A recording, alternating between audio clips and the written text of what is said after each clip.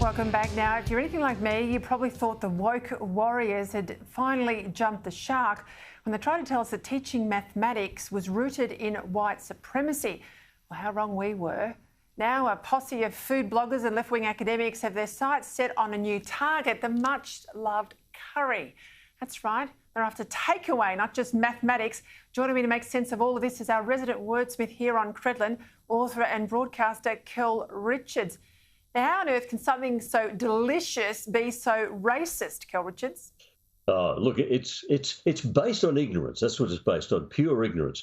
There's a woman named Chahita Bansal, and she's an Indian woman, and she's a food blogger. And she put up a video on Instagram saying that curry was racist and colonialist and should be banned. And it's been viewed 3.6 million times. And then there's an American academic who's leapt in, Elise Furestis, her name. She's an associate professor at the University of Vermont, I think it is. And she says that we shouldn't use the word curry for spicy Indian food because it is based on white supremacy. Now, let me just tell you that they have got no facts to support them. For a start, the word curry first appears in the English language in 1598, a long time ago, 1598.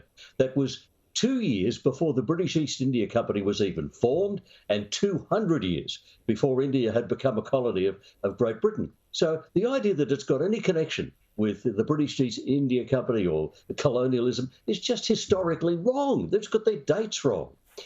The other thing I can mention is the word itself comes from a Tamil word, kari, K-A-R-I, and it means sauce. Now, what the English language has been doing for the last 1,000 years is borrowing words from other languages. So as a linguist, I think that's perfectly okay. English has borrowed so many words from so many different languages. Someone said to me once, Kel, English doesn't just borrow words from other languages. English pursues other languages down dark alleys and mugs them to take any linguistic items they have about them. Which, as an image, I quite like, I've got to tell you. So the English is of that nature a borrowing language, and it's borrowed this particular word from Tamil to say curry, a spicy Indian food. It's perfectly okay. People who can't see that, I'm sorry, they've got the IQ of a sea anemone. They have not bothered to do any research, not bothered to get any facts, not to get anything right. They just said, here's our prejudice, we're trotting it out. Now, that makes no sense to me, Peter. Does it make any sense to you? Look, no, it doesn't, but it's just a new way to find hate and recycle the old ideas that we keep rejecting. But I think people are starting to wake up to the woke culture and calling it out. I think calling it out, and hopefully we're a little bit a part of all of that, waking people up.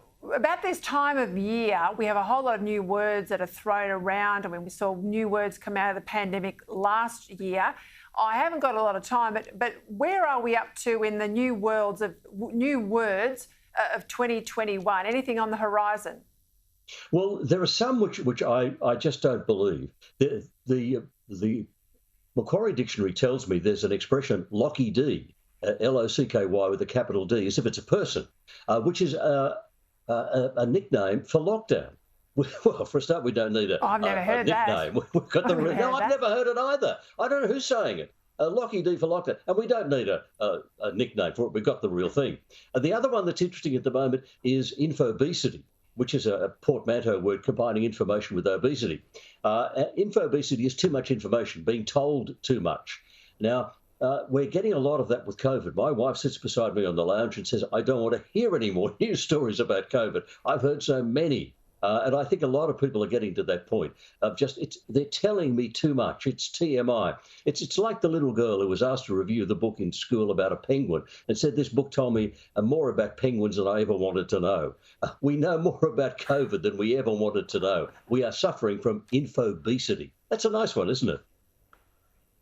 Spot on, and it's a bit like election campaigns or the Olympics even. We all become experts in something and then we discharge it from our minds afterwards and get back to our normal lives. Kel Richards, as always, thank you for your time. We love it having you here on Credlin on a Wednesday night. Chat to you next week, and have a beef vindaloo for dinner tonight. Spot on, spot on.